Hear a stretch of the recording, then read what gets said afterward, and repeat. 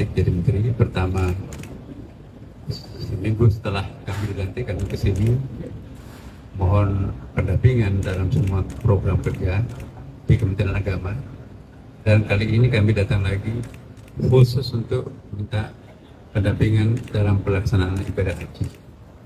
Kami ditemani dengan Kepala BPKH dan juga Kepala BPH.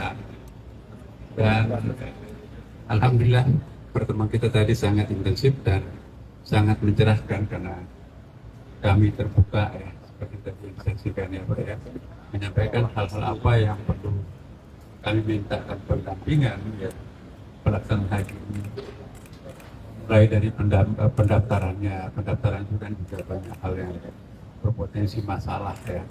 Benarkah nomor urutnya itu didirikannya haji tahun ini ya? Benarkah kalau misalnya ada yang meninggal maka pendampingnya atau penggantinya siapa dan prosedurnya seperti apa? Termasuk juga di luar negeri seperti di Saudi Arabia, di situ kan ada pengadaan, kita perlu juga pendampingan, misalnya pengadaan operasional, kemudian juga ada penginapan hotel ya para jamaah baik di Mekah, Madinah maupun di Jeddah. Kemudian juga ada catering untuk beri makan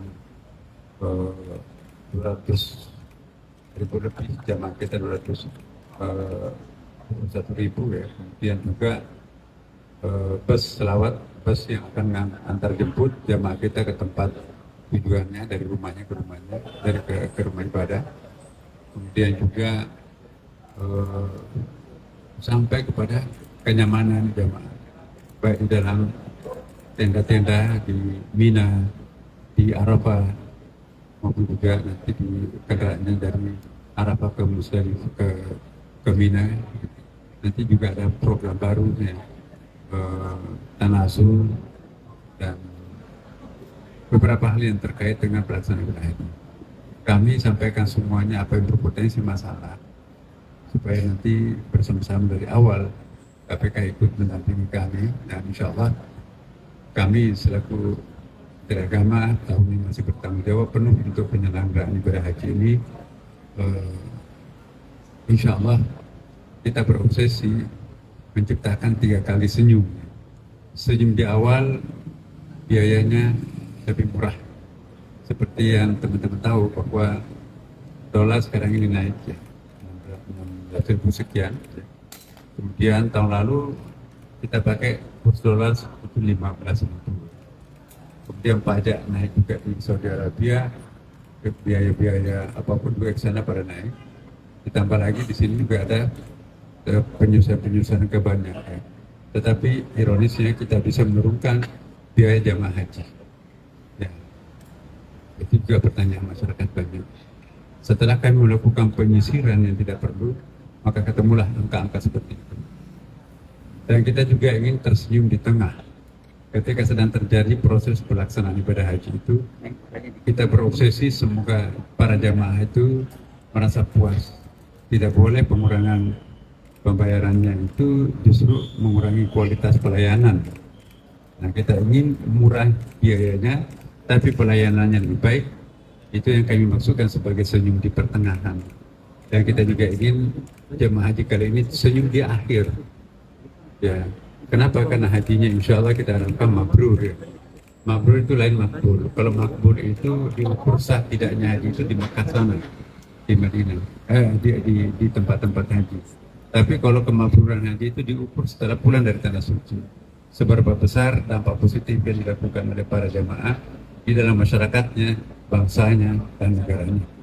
Nah, kita ini juga tersenyum masyarakat kita karena ada pengembangan ekonomi yang bisa tumbuh dari upaya perhajian ini. Dan yang terakhir saya juga sampaikan kepada KPK bersama kami dengan teman-teman yang lain bahwa pertemuan kita kali ini bukan hanya sampai diskusi-diskusi seperti ini, tapi kami akan melibatkan KPK dari awal. Bahkan ikut mendampingi kami pun juga di dalam penyelenggaraan ibadah haji, ya, karena nanti akan datang mungkin yang akan mengambil alih pelaksanaan operasional haji adalah BPH. Karena itu kami ingin mewariskan sebuah buku, buku putih, mau disebut buku suci penyelenggaraan ibadah haji yang selama ini memang belum pernah ada.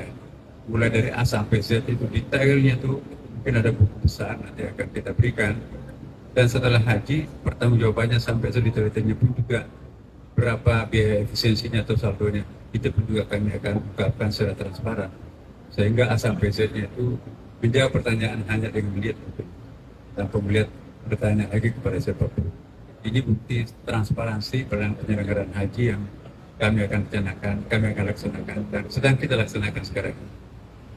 Dan posisi BPH pada penyelenggara haji sambil menunggu undang-undangnya yang sedang akan digodok oleh DPR, maka ada perpresnya 154 ya Pak, dan itu masih sifatnya memberikan dukungan. Walaupun sifatnya memberi dukungan, tetapi kami selalu melibatkan. Tidak ada keputusan apapun yang kami ambil di Kementerian Agama tanpa melibatkan Kusirpan sebagai kepala badan dan juga Pak Simanjuntak sebagai wakilnya. Jadi ini kami betul-betul terintegrasi ya. Tidak ada dualitas penyelenggaraan ibadah haji ini. Karena penyelenggaranya adalah Kementerian Agama, tetapi yang memberikan dukungan adalah teman-teman kami dari BPH. Rekan kami dari BPKH ini yang bertanggung jawab untuk memberikan kontribusi dari segi keuangan kepada jamaah haji kita. Nanti kalau ada pertanyaan silakan tanyakan kepada rekan-rekan kami. Terima kasih.